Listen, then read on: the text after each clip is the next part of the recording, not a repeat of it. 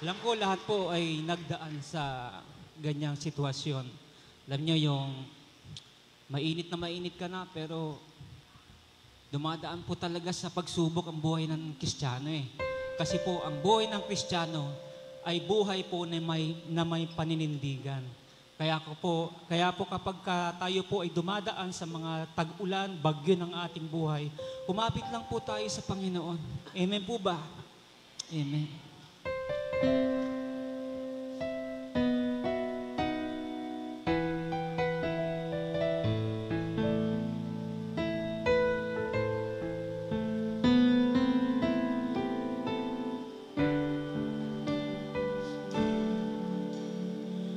Nagdidilim na naman ang kailangitan, nagbabadya ng muli pagbuhos ng ulan. Ito ang kadalasan na darama.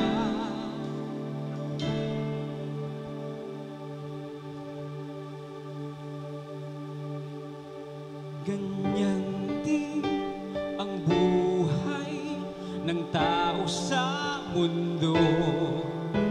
Minsa'y maaliwalas, minsa'y nagdidilim. Kapag di na makaya'y umiiyak. Ngunit huwag kang mangangamba, pagkat si Jesus ay iyong kasama na. Pagkat muling sisilay ang umaga na puno ng pag-asa. Pagkat kay Jesus ay liligayan na ang buhay mo. Puno ng dusa ay may pag-asa pa. Amen.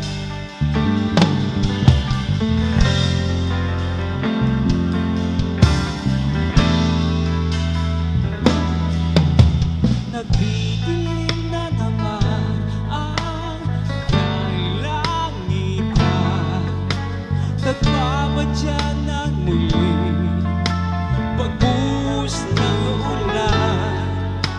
Ito ang kadalasan na darama. Ganyan din ang buhay ng tao sa mundo.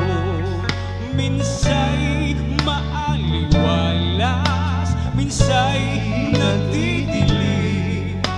Kapag di na makaya'y umiiyak. Ngunit huwag kang mangangamba,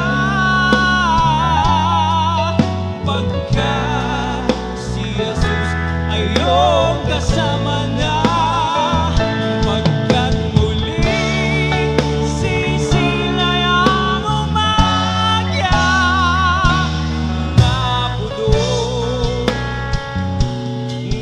Pag-asa, pagkat kay Jesus ay liligayan na ang buhay mo.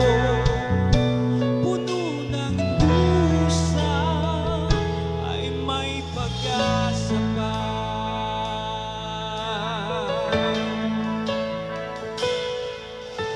Halika na, ilapit sa Kanya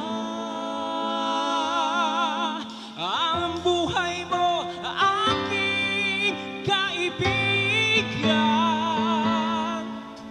Ihandog mo ang iyong sarili sa Kanya na may likha sa'yo. Si Jesus ang pag-asa ng buhay mo.